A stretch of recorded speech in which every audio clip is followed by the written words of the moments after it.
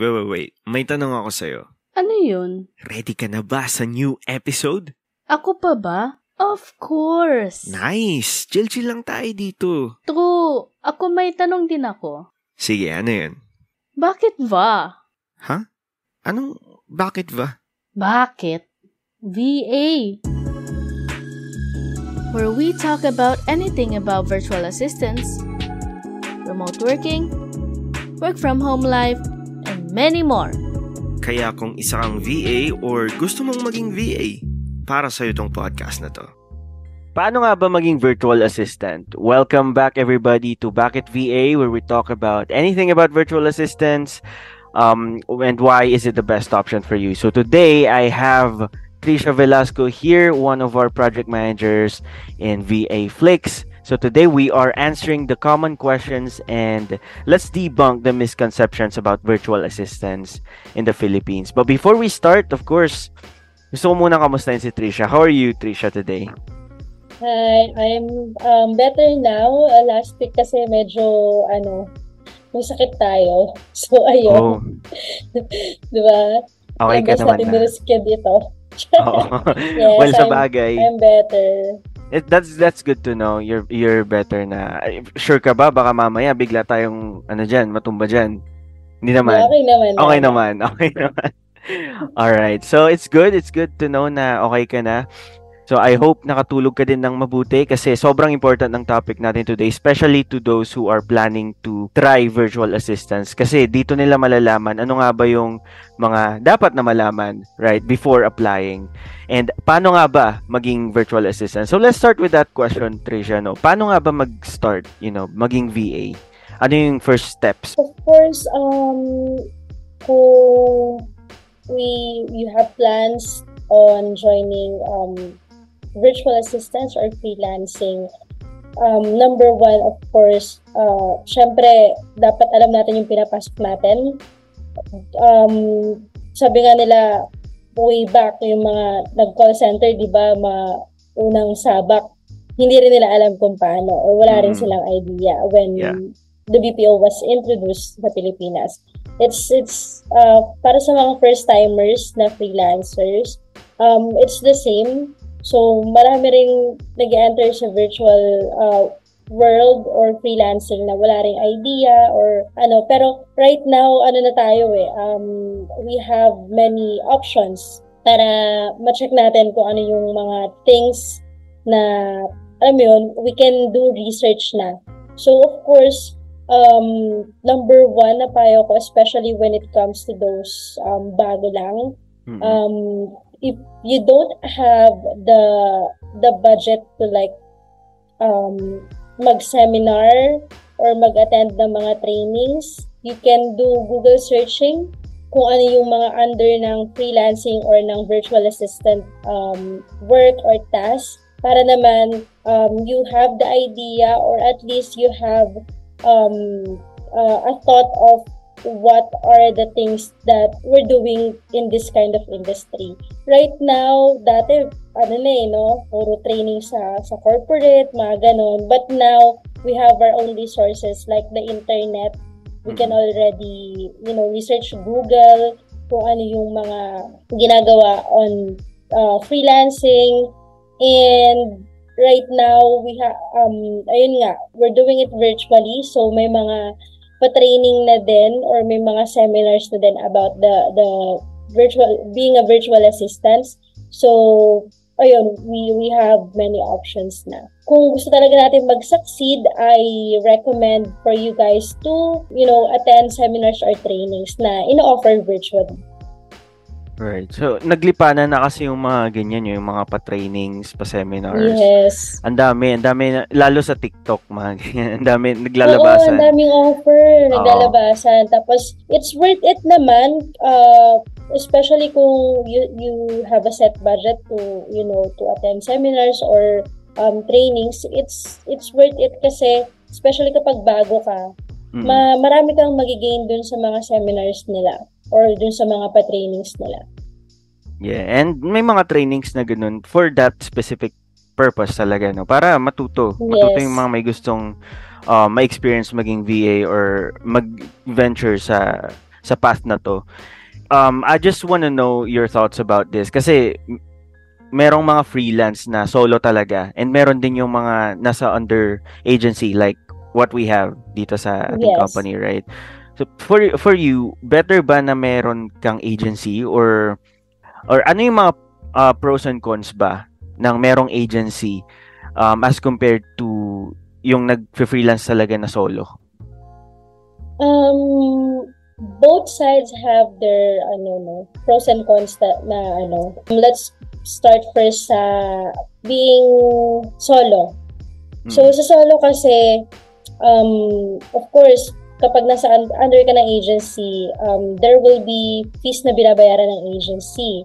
So syempre kumbaga may cut si agency dun sa rate mo as a virtual assistant. Kapag solo ka, from the root word na lang, solo. So meaning wala kang hati. So kung magkano yung rate na pinag-usapan nyo ng client mo or yung offer sa'yo yun, wala kang kahati. Siguro yung yung fees the taxes and fees kung meron mang platform na ginamit. However, ang mahirap lang kapag solo ka, wala kang backup. Yeah. Because there are clients na ang i-offer nila sa'yo is you do the job first, but then, and then after that, kapag natapos mo na, tsaka lang sila magbabayad sa'yo. Parang syempre, especially kung bago ka or bago lang din yung client na kuha mo. So, basically, parang medyo 50-50 na parang makuha mo yung sahod mo, di ba? You don't have the assurance. No? Yes. Unlike kapag nasa company ka, secured ka. Or like us sa agency, secured ka kasi you have the agency as your backup. Kapag tumakbo si client, of course, responsibility ng agency na kung ano man yung trinabaho mo, babayaran nila. Same with the client's part na the clients are assured na hindi tatakbo yung contractor. Yeah. Oo, yung VA.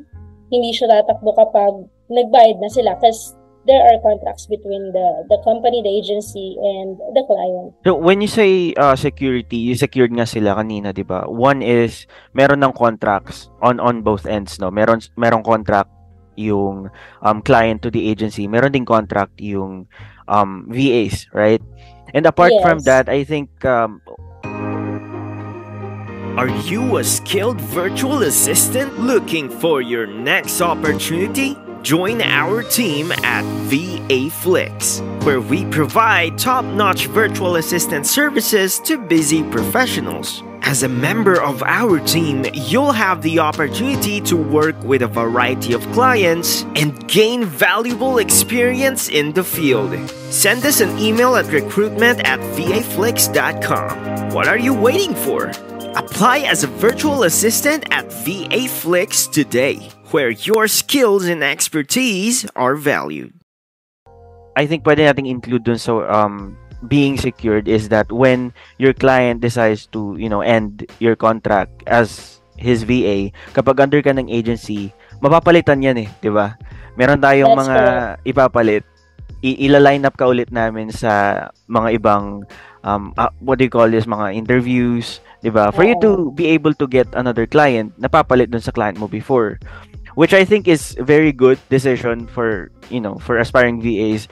Better na mag-agency kayo kasi sigurado dito na hindi kayo mawawala ng client. Right? Agree. Especially, there are platforms na, may mga platforms kasi na it will allow you to send proposals dun sa mga job postings ng mga clients. And it will cost you, other than money, kumbaga, kung sa tingin mo fit ka dun sa na yun and you wanted to grab that job posting or you wanted to try, you need to send a proposal to the client. So, hindi naman basta-basta na makakapag-send ka ng proposal kasi may bayad yun kasi you're using the other platforms or the platforms service. So, basically, parang, syempre, you need to buy some credits to use on sending the proposal. So, gastos ka din. Unlike kapag sa agency, of course, sa atin, for example, we're the one who's looking for clients for our contractors. Si VA Flex, naglalabas din tayo ng from the company's packet for us to get more clients for our contractors. And it's continuous. So unlike kapag solo ka, mag-aantay ka na naman ng client na mag-send sa'yo ng offer. But with the agency or with the company, tayo na yung trabaho nun para sa mga contractors natin. Tama. Kumbaga mag-aantay ka na lang din, no? Kapag meron kang agency, antay ka na lang na tawag ganyan, and then meron kang interview, are you available, and then sabak na. Then magkaroon ka na ng clients. And dito kapag agency kasi, hindi mo na problema yung maghanap ng clients. Kasi kami na yung maghahanap sa'yo. And meron ka pang chance na kapag meron kang extra time, pwede kaming mag-offer ng additional client for you, right? Na part-time. That's correct. Diba? Correct. Mostly, I noticed karamihan kasi starters din yung mga ibang clients on getting virtual assistants online. Yeah. So, ang ginagawa nila mostly talaga parang part-time muna. So, kapag nakita nilang okay yung performance, dun lang nila full-time yung VA. So, mostly part-time talaga. And in that case, the more clients na nakukuha natin, pwedeng 2 clients yung isang contractor natin as long as, hindi conflict yung schedule, mga ganun. So, we can give our contractors more. Tama. Well, again, security nga, di ba? If totoo ka sa sarili mo talaga na hindi mo naman tatakasan yung client, mag-agency ka. Kasi yung mga clients naman na tumatakbo din sa mga agencies, sila yung gusto din ng security when it comes to their VAs, di ba? Na gusto din nila, hindi sila takasan ng VA nila. Well, kung mutual yung ganun yung gusto mo, na maging relationship mo ng client mo, mag-agency ka na lang din talaga. Well, may contract, di ba? May contract. But let's move on to the next question that I have here on my list. So, question to from one of our listeners dito sa podcast. Paano nga ba ang mas mabilis na way makakuha ng clients? So, let's relate it to kapag meron kang agency. Yes, actually, tinanong ko to sa mga ibang friends ko na nag-freelance din. So, kung wala kang kilalang, kunyari, friends mo na solo VA, mahirap. Ang pinakamabilis talaga na way na makakuha ka ng clients is through agency talaga. Yun yung pinakamadali or pinakamabilis kasi nandyan na yung agency, they are dealing with clients already. Katulad ng ginagawa natin, every day, we are dealing with clients or we're prospecting. Naghahanap tayo ng clients para sa mga contractors natin. And to be honest, hindi naman tayo nazi-zero in a week. So mostly like mga 4 times a week, meron kaming mga nakakausap na client to deal with and to close deals with. So, alam mo yun, continuous yung pasok ng clients. And basically, marami tayong nabibigay na options sa kanila. We have the full of we have full of contractors. So, both sides, ina-offer natin yung job posting ng clients sa mga contractors natin. And that's gonna be based on their, skill set. So, marami silang options kapag marami kaming nakakausap na client. And, ayun, mas mabilis talaga siya unlike kapag solo. Kasi, pag solo ka, yun nga, sabi ko kanina, it's either mag-wait ka ng mag-offer sa'yo through dun sa platform or, through dun sa platform na gamit mo, or you're the one who's going to spend some money from your pocket para ikaw yung mag-offer ng proposal for you to get a job. And that's not right away na kapag sinenda mo ng proposal, ikaw na agad yung pipiliin ng client. Yeah. Of course, marami ring nag-a-apply sa kanila na ibang agency or ibang solo freelancers online. So basically, walang kasiguraduhan yon. Unlike kapag sa company or agency, kapag niline up ka na doon, mag-wait ka na lang ng schedule mo for interview. And sometimes, if the client is not that, picky, mga ganon, and na-filter naman natin or na-filter naman ng agency yung skill set mo, diretso sabak ka na agad. So, mabilis lang. Pero, of course, ayun nga, depende rin sa skill set tsaka sa hanap ng client. There are virtual assistants na, alam mo yun, medyo matagal din sila naghintay, especially yung mga starters. Kailangan lang din natin talagang, make our own research on the types of virtual assistants. Kasi marami yun eh. So, may cold caller, may telemarketer, mga ganun. And, kailangan mas lumawak pa yung knowledge natin para, for example, naganap yung client mo ng cold caller. Siyempre, hindi naman basta-basta pipiliin ka na lang ng client agad-agad or hindi naman bastang isasalang ka namin kung hindi naman nandun wala kang background doon or hindi mo alam yung gagawin mo doon. So, mas mabilis pa din talaga kapag agency kasi we're handling everything na. The contractors will just wait for their interviews or kapag as much as possible kaya namin sa client na ito yung best fit na contractor for your job posting, larga na agad. Unlike, pag solo mga ganun din. Mahirap. No.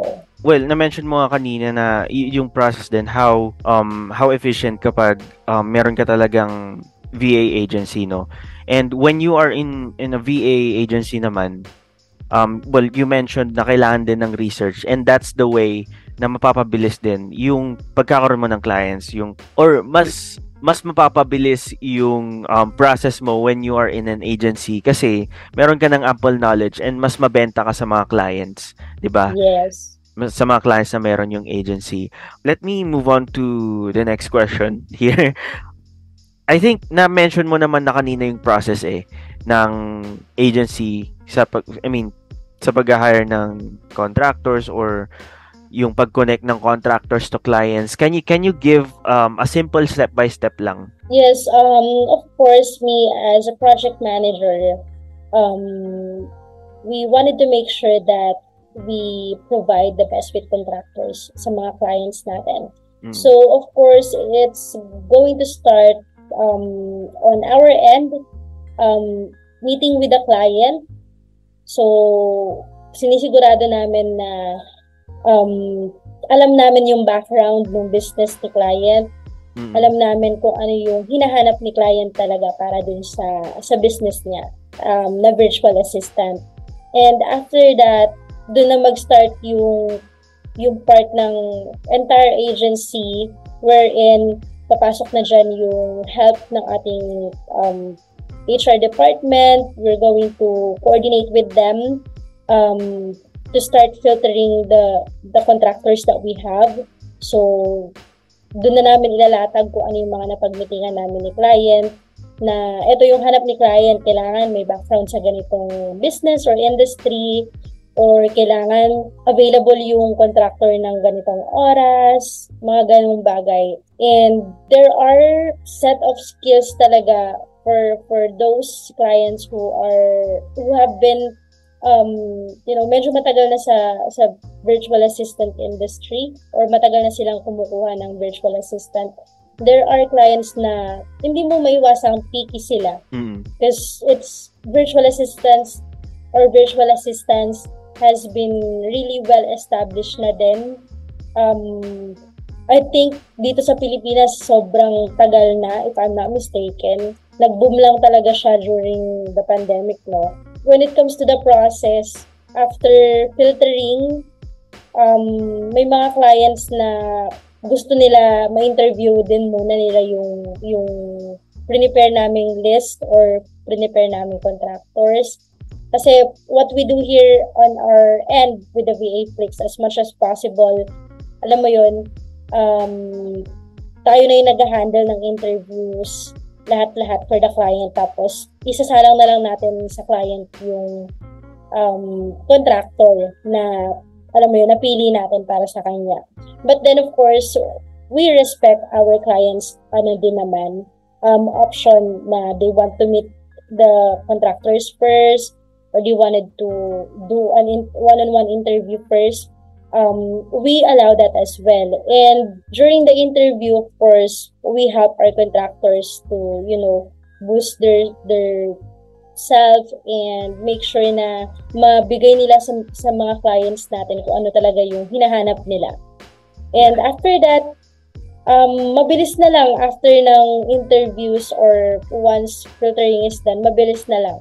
We prepare the contracts, between the agency and the client, and of course contract between the client and our virtual assistants. And merong mga instances na kunyari nakausap namin yung client today, and then we confirm the same day that we have specific contractor for their job posting. We send the contract right away, or we deal with the contract right away. Next day, start na agad yung contractor. May mga ganong instances. Mabilis lang, no? Mabilis lang, yes.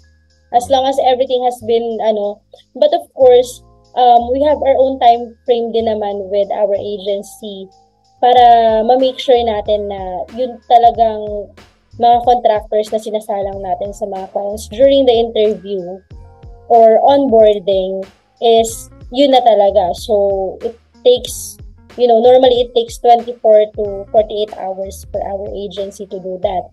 But then, of course, sa ilang buwan ko na rin na nagla-line up ng mga contractors sa clients natin. So, yung ibang mga nasa list ng mga nasa pooling natin. So, may background na rin ako ng mga nila na I see ganito, may experience yan sa same industry ni client. So, meron na agad akong idea, or sinasabi ko na agad sa client ko na I actually have someone in mind already, mga ganon.